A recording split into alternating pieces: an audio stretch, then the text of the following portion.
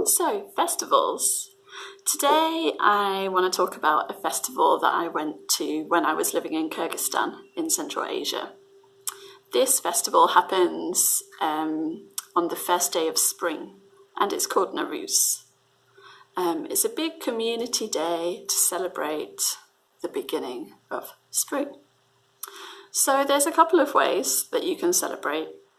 The first is for those who like action, and it's definitely not for the faint-hearted. So we did this. We went to the Hippodrome. The Hippodrome is a big stadium, and the pitch is just a big oval with a circle in the middle and then two raised pits at either side, at either end. At the beginning, there were various nomadic events taking place in the Hippodrome. For example, there were archers galloping on horseback and trying to shoot arrows at targets. Then there was a race where dogs competed to catch the carcass of an animal that was being dragged along at high speed by a horse. But the main event when you go to the Hippodrome is to see a match of Bulkashi or Kotbaru, or it's got lots and lots of other names.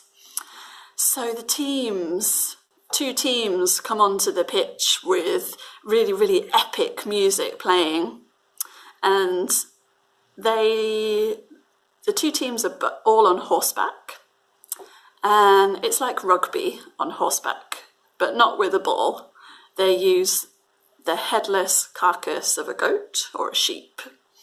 So the sheep carcass or goat carcass starts on the floor in the middle of the pitch, and two riders, one from each team, will compete to try and pick it up, which is not easy because the carcass of a sheep or goat is actually really heavy, and it takes a lot of effort for them to try and pick it up and hoik it under their knee.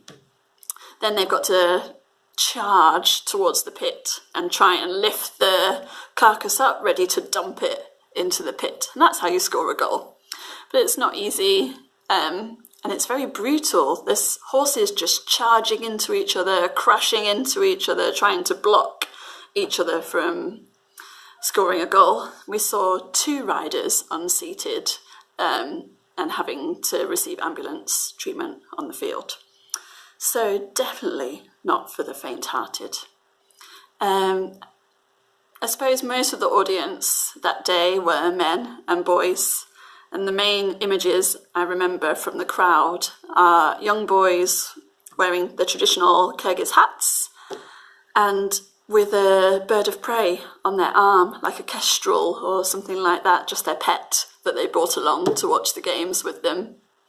And then the other, it's just the crunch of sunflower seeds. It's a really, really popular snack.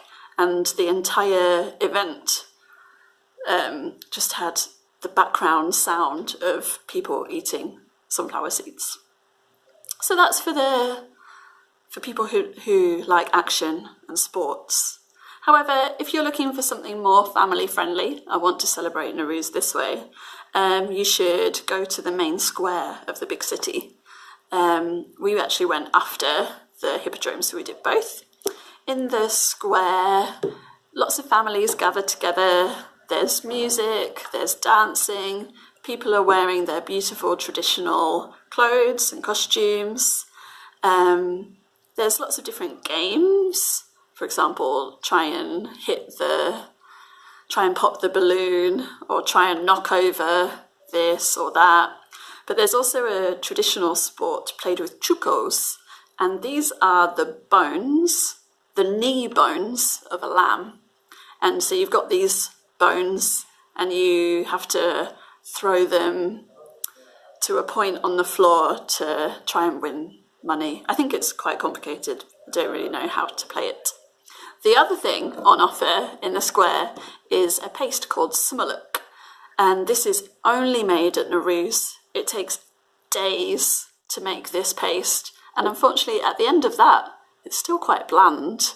It's a walnut and apricot paste, But there's lots of other food you can eat as well. Shashlik, which is barbecued meat, that's a much better option, I think, to celebrate Nowruz. So if you ever find yourself in Central Asia or another country that celebrates Nowruz, I recommend you check out some of those things.